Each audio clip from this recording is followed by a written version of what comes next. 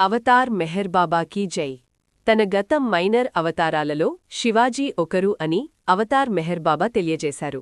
1922వ సంవత్సరంలో జరిగిన ఆ సంఘటన గురించి ఇప్పుడు తెలుసుకుందాం.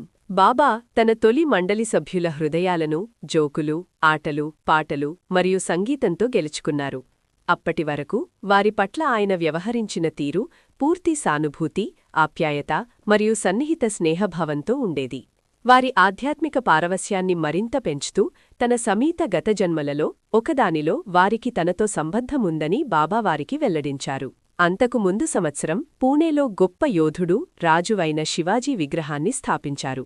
ఒకరోజు ఆ నగరంలో నడుచుకుంటూ వెళుతున్నప్పుడు నిర్దిష్ట ఆధ్యాత్మిక పనుల కోసం వివిధ శతాబ్దాలలో 2 రకాల అవతారాలు, మేజర్ మరియు మైనర్ అవతారాలు సంభవిస్తాయని బాబా వివరించారు. తన గత చిన్న, మైనర్ అవతారాలలో ఒకటి శివాజీ అని ఆయన అప్పుడు వెల్లడించారు. గత జన్మలో నేను శివాజీని.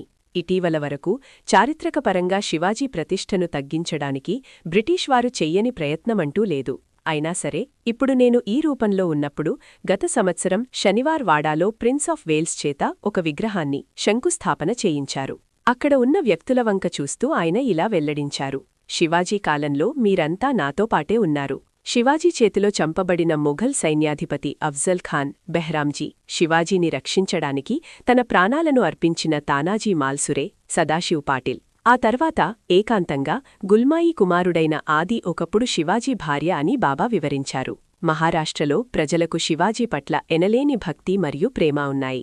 బాబా చేసిన ఈ ప్రకటనలు బాబా గొప్పతనం పట్ల తొలి శిష్యుల విశ్వాసాన్ని మరింత పటిష్టం చేశాయి.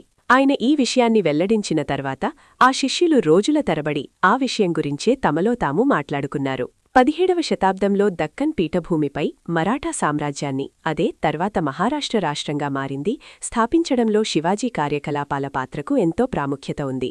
సుమారు 1627లో జన్మించిన శివాజీ బహుముఖ ప్రజ్ఞాశాలి మరియు నాయకుడు. ఒక రాజనీతిజ్ఞుడు, సంఘ సంస్కర్త, అద్భుతమైన సైనిక వ్యూహకర్త మరియు మత సహనానికి ప్రతినిధి.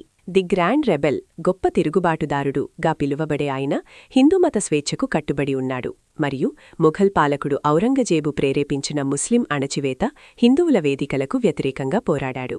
శివాజీకి సద్గురు స్వామి రామదాసు ఆధ్యాత్మిక మార్గదర్శకత్వం చేశారు. తన నిజమైన గుర్తింపు వెలుగులోకి రానప్పటికీ శివాజీ భారతదేశాన్ని పునర్వ్యవస్థీకరించారు మరియు ముఖ్యంగా దక్కన్ ప్రాంతంలోని ముస్లింలు, హిందువుల చైతన్యాన్ని అవతార రాక కోసం ముందుగానే సిద్ధం చేశారు.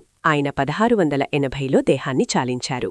Reference: lord Meher, page 276. Avatar Meher బాబాకీ జై.